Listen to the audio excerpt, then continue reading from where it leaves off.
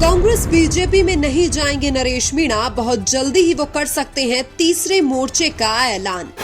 कैमरे के पीछे नरेश मीणा से मिलने आते थे कांग्रेस बीजेपी के कई बड़े नेता। नरेश मीणा भले ही फिर से जेल में चले गए, लेकिन अब नरेश मीणा को लेकर कांग्रेस बीजेपी की टेंशन दिन प्रतिदिन बढ़ रही है, क्योंकि अब सुनने में यह आ रहा है कि नरेश मीणा कांग्रेस या बीजेपी किसी भी पार्टी में जाने को तैयार नहीं है। यानी कि नरेश मीणा अब राजस्थान के अंदर तीसरे मोर्चे के रूप में नई पार्टी बनाने का प्लान बना रहे हैं। लेकिन अब सवाल यह है कि नरेश मीणा द्वारा तीसरा मोर्चा बनाने से कौन सी पार्टी को सबसे ज्यादा नुकसान होगा। तो हम आपको बता दें कि नरेश मीणा हाड़ौती क्षेत्र में अपना सबसे ज्यादा प्रभाव रखते हैं और हाड़ौती बीजेपी का गढ़ मानी जाती है। इसके अलावा नरेश मीणा पूर्वी राजस्थान में भी अपना प्रभाव रखते हैं और पूर्वी राजस्थान कांग्रेस का गढ़ है। इसका मतलब यह है कि अगर नरेश मीणा तीसरा मोर्चा बनाते हैं तो इससे कांग्रेस और बीजेपी दोनों को नुकसान होगा, क्योंकि तीसरा मोर्चा बनाने से हाड़ौती में नरेश मीणा बीजेपी को नुकसान करेंगे और पूर्वी राजस्थान में कांग्रेस को। हाड़ौती में ज्यादातर सीटें बीजेपी जीतती है, लेकिन नरेश मीणा हाड़ौती में बीजेपी से बहुत सारी सीटें छीन सकते हैं। झालावाड़ स्कूल हादसे के मामले में जेल जाने से भी नरेश मीणा की हाड़ौती में लोकप्रियता बढ़ी है और तीसरा मोर्चा बनाने से नरेश मीणा के साथ वो लोग भी आएंगे जिनको योग्य होने के बाद भी कांग्रेस बीजेपी नजरअंदाज करती है। नरेश मीणा अगर राजस्थान में अलग पार्टी बनाते हैं तो वो आरएलपी, बीएपी और एएसपी के साथ गठबंधन कर सकते हैं। यानी कि राजस्थान में कांग्रेस बीजेपी के अलावा अगर तीसरे मोर्चे की सभी पार्टियां गठबंधन कर लेती है तो ऐसी स्थिति में राजस्थान के अंदर कांग्रेस बीजेपी की जो जड़ें जमी हुई थी वो भी हिलने में देर नहीं लगेगी, क्योंकि तीसरे मोर्चे की सभी पार्टियों के एक साथ आने से जातीय समीकरण एकदम बदल जाएंगे और जब किसी सीट पर त्रिकोणीय मुकाबला होता है तो थोड़े कम वोटों में भी चुनाव जीता जा सकता है। वर्तमान में राजस्थान के अंदर हनुमान बेनीवाल, रविंद्र सिंह भाटी, नरेश मीणा और राजकुमार रोड को तीसरे मोर्चे के रूप में मान सकते हैं।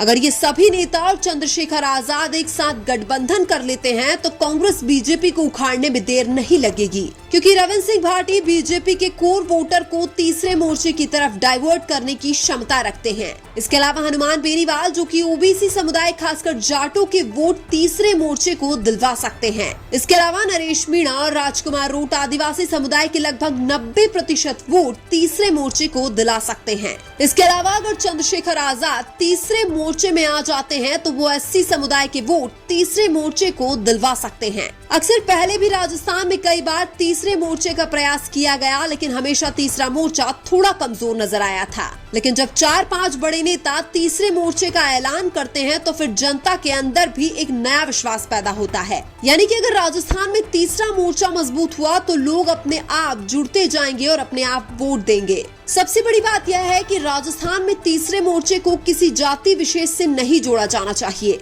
इसके लिए तीसरे मोर्चे में लगभग सभी जातियों के नेताओं को शामिल होकर एक साथ लड़ाई लड़नी चाहिए। जब सभी जातियों के दिग्गज नेता एक मंच पर खड़े होकर चुनाव लड़ने का ऐलान करते हैं तो फिर गेम बदल जाता है। भले ही राजस्थान में तीसरे मोर्चे के रूप में काफी सारी पार्टियां बन जाए, लेकिन उन सभी को एक मंच पर आकर चुनाव लड़ना ही होगा। और तीसरे मोर्चे में अगर रविंद्र सिंह भाटी आते हैं तो वो सबसे ज्यादा डैमेज भारतीय जनता पार्टी को करेंगे, क्योंकि रविंद्र सिंह भाटी के साथ सबसे ज्यादा लोग वो होते हैं जो बीजेपी के कोर वोटर हैं। इसके अलावा तीसरे मोर्चे में बेनीवाल, नरेश और रोत ऐसे नेता हैं जो कांग्रेस पार्टी को सबसे ज्यादा डैमेज करेंगे। इसलिए अगर तीसरे मोर्चे को राजस्थान में सफल बनाना है तो रविंद्र सिंह भाटी का भी साथ आना बहुत जरूरी है। अगर राजस्थान में तीसरा मोर्चा सफल हो जाता है तो कांग्रेस बीजेपी जो मनमर्जी करती है उनकी दुकान बंद हो जाएगी, क्योंकि कांग्रेस बीजेपी कई बार जानबूझकर योग्य लोगों को टिकट नहीं देती है, क्योंकि उनके बड़े नेताओं की राजनीति खतरे में आ जाती है। तीसरा मोर्चा सबसे ज्यादा सफल तब होगा जब उन्हें कांग्रेस और भाजपा दोनों पार्टियों के कोर वोटर का वोट मिलेगा।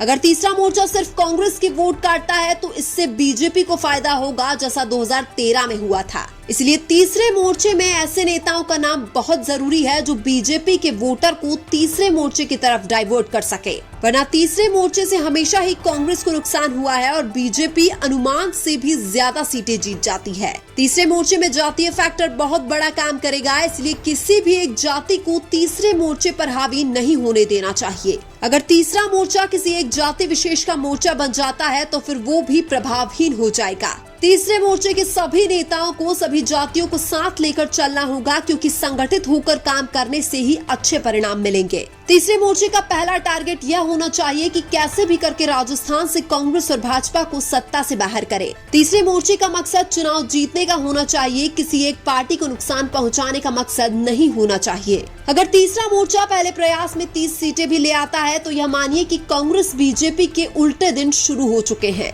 इससे लोगों में तीसरे मोर्चे के प्रति विश्वास बढ़ेगा कि तीसरा मोर्चा भी राजस्थान में सरकार बना सकता है। और राजस्थान में तीसरे मोर्चे की सरकार बनना मुश्किल तो है, लेकिन असंभव नहीं है। प्रयास करने से सफलता मिल सकती है और इसीलिए नरेश मीणा तीसरे मोर्चे के रूप में बहुत ही जल्दी अपनी एक नई पार्टी बनाने का ऐलान कर सकते हैं।